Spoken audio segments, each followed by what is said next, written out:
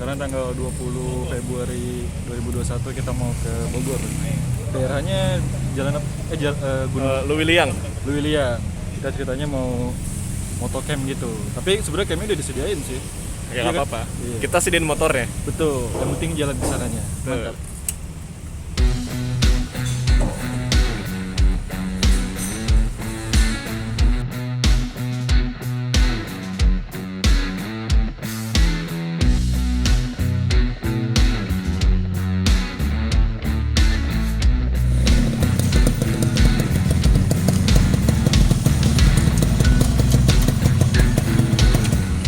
Selamat datang kembali di channel Dropkick.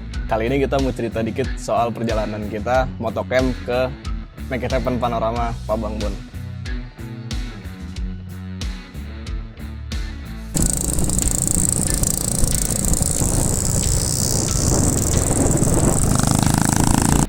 Jadi emang sebenarnya kita udah BM buat ngelakuin motocamp ini sejak kita pulang dari trip Jogja di 2020 akhir kemarin.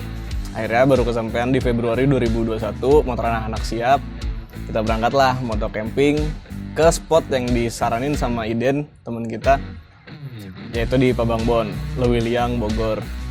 Squad yang kesana sebenarnya kurang lebih kayak orang-orang yang biasa sih. Ada gua, ada Egi, ada Bobby, ada Iden, dan ada Abi.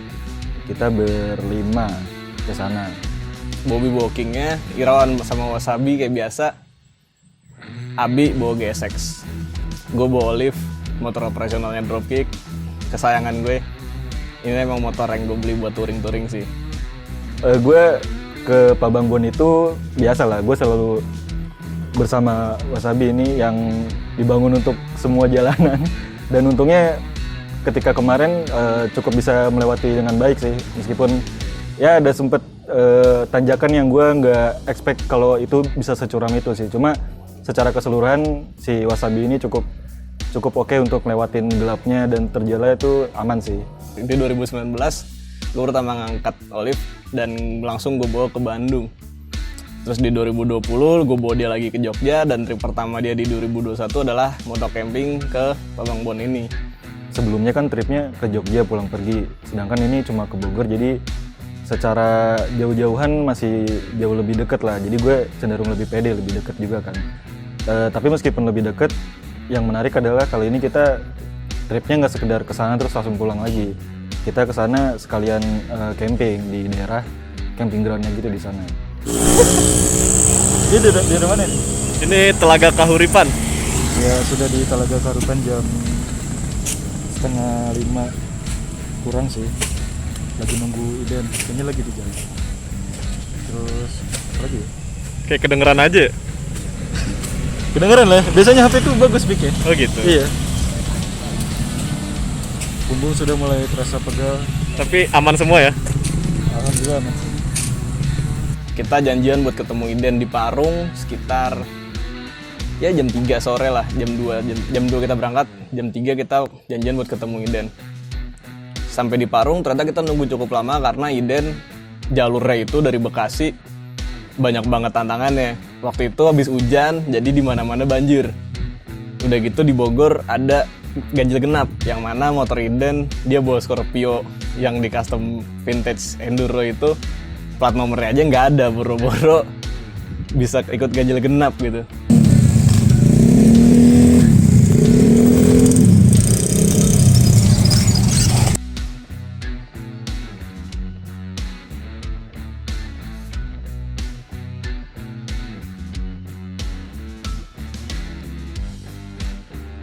Kurang lebih perjalanan kesananya 4 jam. Dan 4 jam itu sebenarnya agak menantang di part terakhirnya karena ketika kita mau sampai sana waktunya udah semakin malam, sedangkan lokasinya itu jalannya naik turun gunung dan penerangan tuh nggak ada sama sekali. Jadi kebetulan gue di depan waktu itu untuk mimpin, tapi karena gue juga nggak tahu jalannya, gue agak takut juga karena gue nggak persis tahu di kiri kanan gue itu ada apa. Jadi kita coba pelan-pelan gitu, dan itu cukup menantang sih karena selain gelap nggak ada apa-apa, jalanannya curamnya sih mungkin ini jalanan tercuram yang pernah gue lewatin ya. Cuma untungnya motor gue sendiri nggak ada kendala untuk ngelewatin itu semua dan kita bisa sampai di tempat itu ya aman-aman aja sih, meskipun agak lumayan ngaret dari jadwal sebelumnya.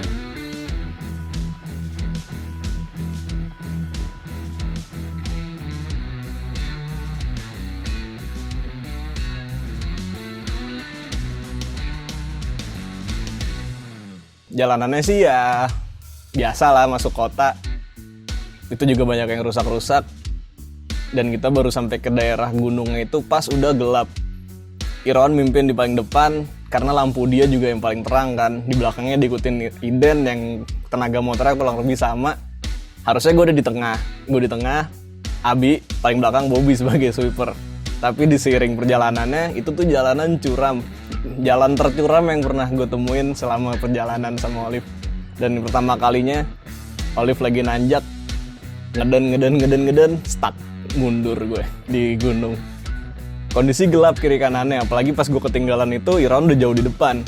Semua yang punya lampu udah jauh di depan. Sisa gue sama Bobby yang motornya udah sedikit berusia dan lampunya kriep-kriep kan. Ya udah, gue tenang aja tapi turunin gigi, masukin gigi 1, gas lagi pelan-pelan, motor nanjak, bener-bener curang men. Dan di kiri kanannya itu yang bener-bener gak kelihatan apa-apa, masih gelap gak ada lampu. Tapi gue tahu itu pasti jurang karena pohon pinus yang kesorot lampu itu akarnya gak kelihatan. Jadi udah pasti kiri kanan kita langsung jurang. Sampai di lokasi jam 9 malam kalau nggak salah ya. Dan itu sebenarnya kondisinya kafenya udah tutup. Jadi sayangnya kita pas kesana kita nggak bisa mungkin jajan-jajan dulu di tempatnya karena bener-bener pas nyampe sana itu kafenya udah tutup segala macem. Jadi akhirnya ya udah kita istirahat dulu. Terus kita nyari alternatif di dekat sana ada kayak warung gitu dari kayak warga sekitar gitu sih. Akhirnya ya udah kita makan di situ, makan Indomie, ngemil-ngemil segala macem lah karena di perjalanan tadi cukup makan energi gitu sih. Dan ternyata makan Indomie kalau lagi capek dan kedinginan itu enak banget sih. Baru mau naik ke atas, hujan turun nih. Akhirnya kita ngabisin waktu dulu nunggu hujan di kedainya yang udah tutup. Ya adalah jamuan-jamuan sedikit dari teman-teman di sana yang nemenin kita nunggu. Jam 11-an baru kita bisa naik karena hujan berhenti. Yang rencananya motor mau dibawa ke atas, mau kita pajang tendaan sebelah motor, nggak bisa, jadinya gagal karena yang punya ban tahu cuman Iden sama Irawan, yang lain pakai ban kayak gini sih. Yang ada kita kepleset karena jalannya curam dan lumpur semua, bukan aspal lagi. Perjalanan ke campingnya itu sebenarnya cukup menantang sih karena kondisinya itu malam jam 11, setengah 12 malam lah ya. Dan bener-bener nggak ada penerangan sama sekali, kita cuma ngandelin flash dari HP masing-masing aja. Dan itu hujan nggak berhenti sama sekali, jadi antara hujan lebat atau gerimis, dan itu jalannya jadi licin dan namanya tanah, kena air pasti jadi susah lah untuk jalan cepat-cepat susah kan. Itu malamnya cukup menantang dan pada saat itu karena mungkin musim hujan juga ya, jadi nggak ada yang camping juga di situ. Kebetulan di camping ground itu cuma diisi oleh kita berlima itu aja, dan itu juga suasananya cukup agak-agak creepy sedikit sih, cuma untungnya nggak yang gimana-gimana. Kita naik ke atas sampai di camping ground udah malam. Api unggun juga nggak bisa dinyalain karena hujan. Ya udah, kita putusin malam itu buat istirahat aja, isi tenaga buat besok pulang. Apa nih rekam? Jadi kita ada jam berapa sih? 9. Jam 10 udah di apa nih namanya? Lewiliang. Campgroundnya Pak Bambon. Lihat wajah-wajah lain. Mau segini doang udah. Gelap-gelap aja gini. Besok pagi baru bisa kelihatan nganunya. Betul. Nganunya. Ya, Motornya sendiri. ditinggal di bawah.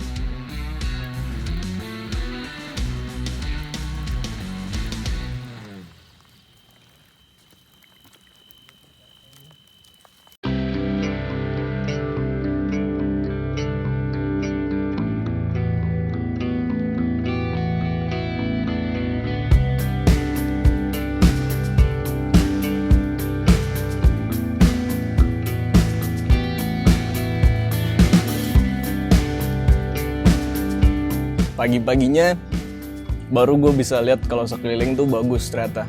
Semuanya hijau, sekeliling kita benar-benar hutan pinus dan kita ada di titik tertinggi dari daerah itu. Jadi benar-benar pas kita ke pinggiran jurangnya itu kelihatan semua daerah situ, jalan-jalanannya, bahkan jalanannya tuh bagus. Meskipun curam, meskipun sempit dan kiri kanannya jurang, tapi aspalnya tuh nggak ada lubang, benar-benar yang mulus. Jadi seenggaknya lu mau narik-narik buat nanjaknya nggak usah ragu kalau tiba-tiba ada lubang di tengah lah. Di sekitaran camping ground kita banyak tempat-tempat foto yang udah nggak kepake. Sayang sih sebenarnya jadi nggak kerawat karena sih lagi pandemi kemarin. Tapi ada kesan tersendiri ketika di sekitar kita ada banyak spot, bahkan ada bangunan yang tadinya itu toilet itu terbengkalai dan jadi ada kesan spooky-nya sendiri, tapi seru sih, masih tetap nggak mengganggu pemandangan dan keindahan alam di situ. Paginya ketika matahari udah mulai naik, ya kita nyempetin foto-foto, dokumentasi segala macam, terus kita makan di kafe yang semalam udah tutup itu, karena kita kan semalam itu nyampe di jam yang dia udah tutup kan. Akhirnya sekitar jam 9 dia udah buka dan kita nyobain jajan-jajan di sana sih.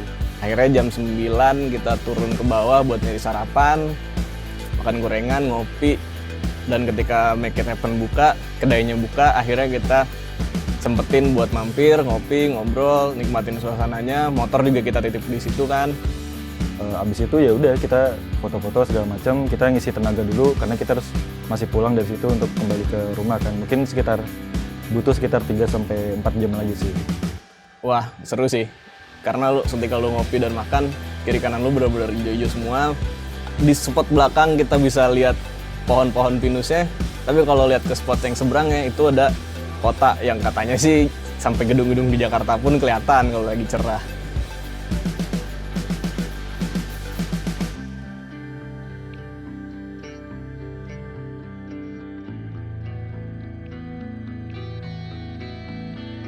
Oke, sekian dulu cerita perjalanan ke Pabangbon kemarin. Kalau ada perjalanan lain, mudah-mudahan gue juga masih bisa ajak Alif berpetualang lebih lanjut lagi. Nanti kalau ada trip ke tempat lainnya, mungkin kita bisa bikin video kayak gini lagi. Terima kasih yang udah nonton. Bye-bye. Thank you. Bye. Peace.